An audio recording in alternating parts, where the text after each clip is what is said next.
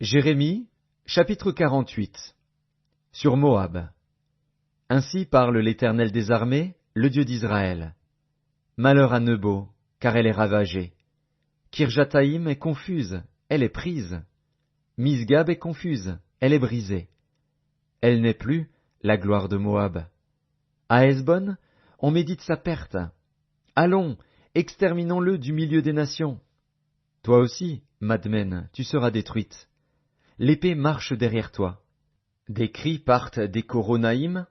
C'est un ravage, c'est une grande détresse. Moab est brisé. Les petits font entendre leurs cris. Car on répand des pleurs à la montée de l'Ushite, et des cris de détresse retentissent à la descente de Choronaïm. Fuyez, sauvez votre vie, et soyez comme un misérable dans le désert. Car, parce que tu t'es confié dans tes œuvres et dans tes trésors, toi aussi, tu seras pris. Et Kémosh s'en ira en captivité, avec ses prêtres et avec ses chefs. Le dévastateur entrera dans chaque ville, et aucune ville n'échappera. La vallée périra et la plaine sera détruite, comme l'Éternel l'a dit. Donnez des ailes à Moab, et qu'il parte au vol. Ces villes seront réduites au désert, elles n'auront plus d'habitants. Maudit soit celui qui fait avec négligence l'œuvre de l'Éternel, maudit soit celui qui éloigne son épée du carnage.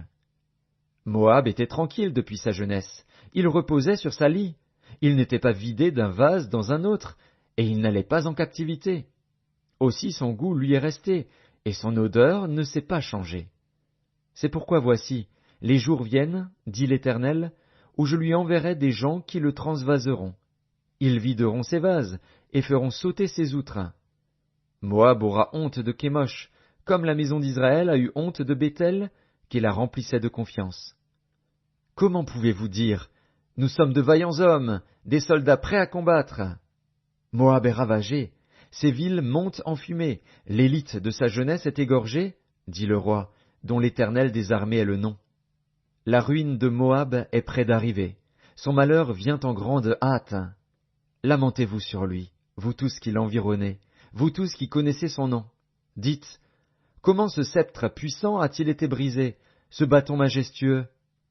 Descends du séjour de la gloire, assieds-toi sur la terre desséchée, habitante, fille de Dibon. Car le dévastateur de Moab monte contre toi, il détruit tes forteresses. Tiens-toi sur le chemin, et regarde, habitante d'Aroër.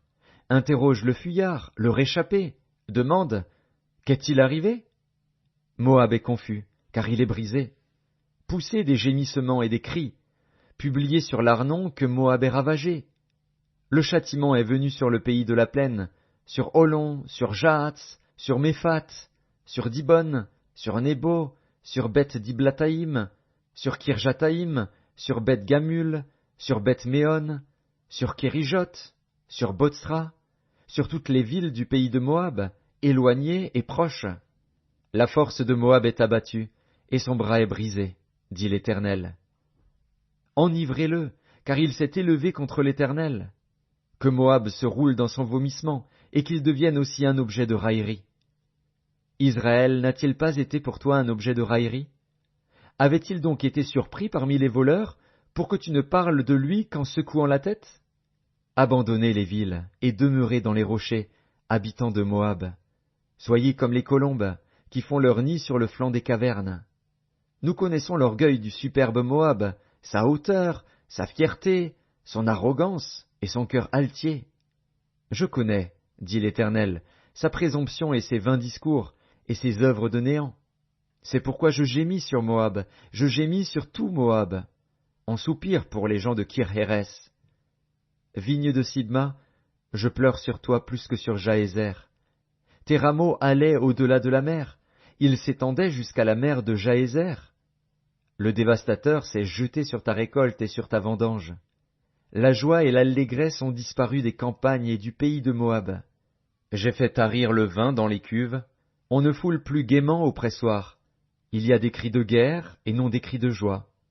Les cris de Hesbon retentissent jusqu'à Éléalé, et ils font entendre leur voix jusqu'à Jahatz, depuis Tsoar jusqu'à Coronaïm, jusqu'à Églat chez Lishija, car les eaux de Nimrin sont aussi ravagées. Je veux en finir dans Moab, dit l'Éternel, avec celui qui monte sur les hauts lieux et qui offre de l'encens à son Dieu. Aussi mon cœur gémit comme une flûte sur Moab, mon cœur gémit comme une flûte sur les gens de Kir-Hérès, parce que tous les biens qu'ils ont amassés sont perdus. Car toutes les têtes sont rasées, toutes les barbes sont coupées. Sur toutes les mains il y a des incisions, et sur les reins des sacs. Sur tous les toits de Moab et dans ses places, ce ne sont que lamentations, parce que j'ai brisé Moab comme un vase qui n'a pas de prix, dit l'Éternel. Comme il est brisé, poussez des gémissements. Comme Moab tourne honteusement le dos. Moab devient un objet de raillerie et d'effroi pour tous ceux qui l'environnent. Car ainsi parle l'Éternel. Voici, il vole comme l'aigle, et il étend ses ailes sur Moab. Kérijot est prise, les forteresses sont emportées, et le cœur des héros de Moab est en ce jour comme le cœur d'une femme en travail. Moab sera exterminé, il cessera d'être un peuple, car il s'est élevé contre l'Éternel. La terreur, la fosse et le filet sont sur toi, habitant de Moab, dit l'Éternel. Celui qui fuit devant la terreur tombe dans la fosse, et celui qui remonte de la fosse se prend au filet. Car je fais venir sur lui, sur Moab, l'année de son châtiment, dit l'Éternel. À l'ombre de Hesbon, les fuyards s'arrêtent épuisés. Mais il sort un feu de Hesbon, une flamme du milieu de Sion. Elle dévore les flancs de Moab, et le sommet de la tête des fils du tumulte. Malheur à toi, Moab. Le peuple de Kémosh est perdu, car tes fils sont emmenés captifs, et tes filles captives. Mais je ramènerai les captifs de Moab, dans la suite des temps, dit l'Éternel. Tel est le jugement sur Moab.